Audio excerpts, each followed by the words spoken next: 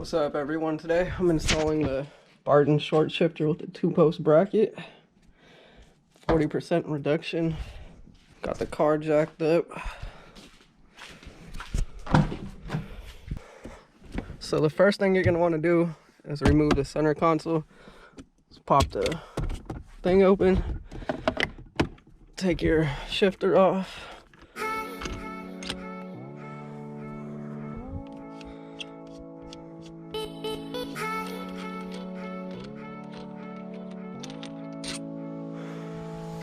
And then you're just gonna want to pull on this with both of your hands and just pop it up.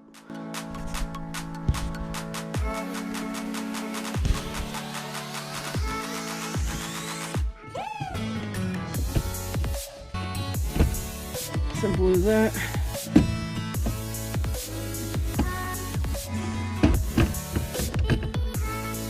Then make sure you unplug the plug right here. Simple plug. Pops out, and there you go. And then you're gonna want to move the sound deadening.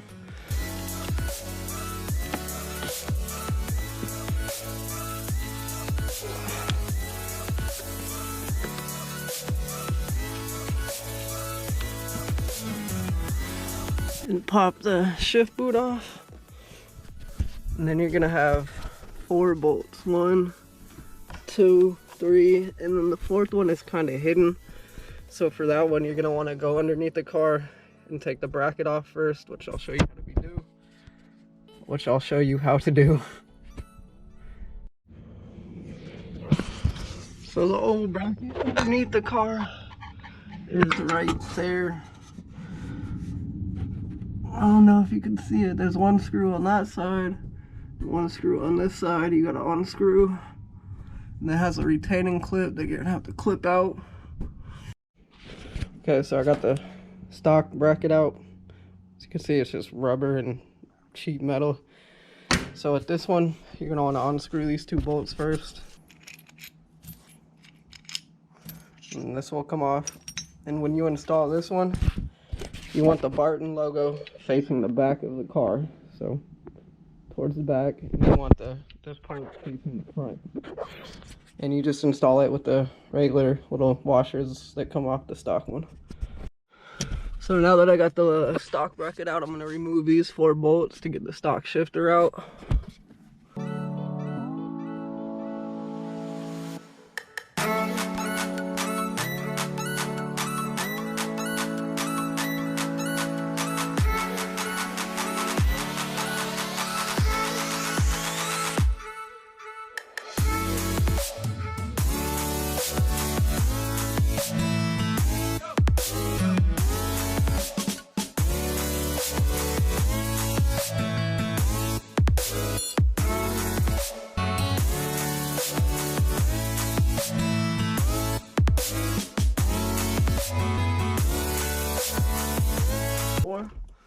And out. Okay, so with the 13s and newer, measure when you get this out. You want to measure it because the reverse lockout will, if it's 2 inches from here to the reverse lockout, then you have to take this one. You have to take the Barton one, unscrew the screw right there, and turn it completely 180. So I'm gonna do that. And I forgot to mention that this little plastic clip is on the bottom of the stock one. You gotta pop it off, put it on that one. That way it will fit into the shifter.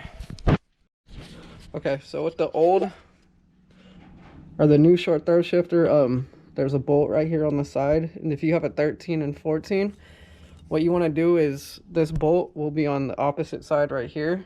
So you want to take the bolt completely out, and then you want to turn the handle 180 degrees. So I don't know if you can see where it says 2013 right there. It's kind of hard to see. Then it will say 2011 on this side.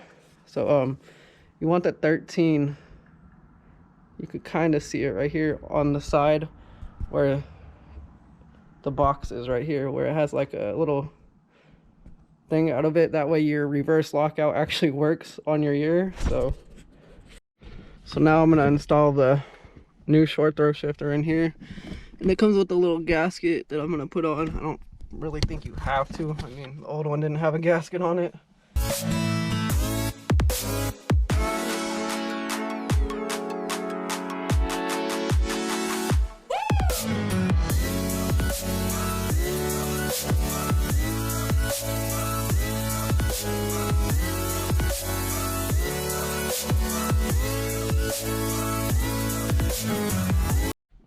Alright, so I got the bracket underneath, got this screw back in. One of the last steps you want to do is this little lip right here at the bottom of a shift boot. You want to get around that little machine groove down there. Otherwise, if you don't, the shifter's not going to work perfectly. Reverse is going to be hard. So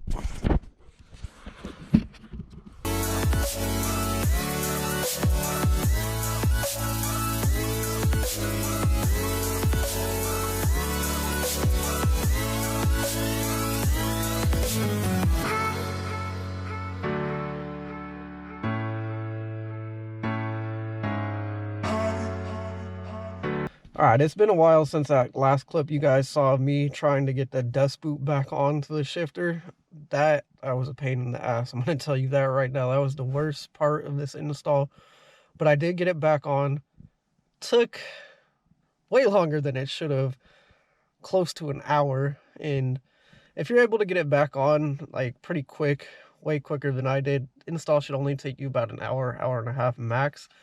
But like I said, it's been a while since this, because that shift boot, I was just so irritated and I didn't want to pick up the camera again and film. But, you know, after a lot of cussing and hurt feelings, I got it on. But all joking aside, I love this shifter. I've been driving with it for a while now. And after you get the shift boot back on, like dust boot, that little rubber dust boot, whatever they call it, it's super simple. All you do is put your center console back on, connect your plugs, put your shifter on, and you're done. Like, once you get that shift boot on, there's nothing else you got to do but put the center console back. So there wasn't much else to explain after that. And like I said, I've been driving with this for a while, the Barton short throw shifter, and you know, it's super notchy if you can hear it.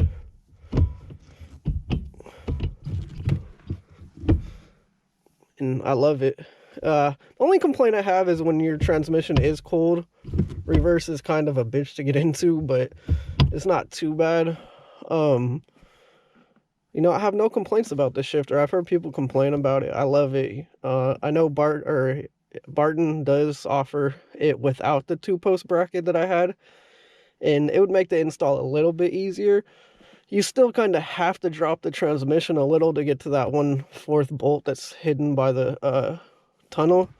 But so you're still going to have to go under your car regardless if you get the 2-post bracket or not. So you might as well just get it. But if you're trying to save money, I don't think it makes too much of a difference. But I would recommend it. And you know, if you want to drop $600 on like their hybrid one or an MGW one, it's a lot more complicated to install, but I'd say it's worth it because it actually connects to the transmission. Like, it takes all the old or the OEM linkage off and puts new linkage on. Jeez, I can't even talk. But I've been driving with this for a while. Love it. No complaints. I am going to upgrade to the MGW though. The MGW race spec eventually. Probably within a year or so. No rush. Maybe a little longer. Because I do want to get the full, like, aftermarket linkage for the transmission, because I do plan on boosting this car eventually, so I want to have better control. And, you know, I've heard nothing but great stuff about MGW, so that's the one I'm going to go with. And I will make a video installing that when I do get it. And, you know, if you made it this far into the video, you guys are awesome. And if you would please subscribe, like, comment, I would appreciate that. And I'll catch you in the next video.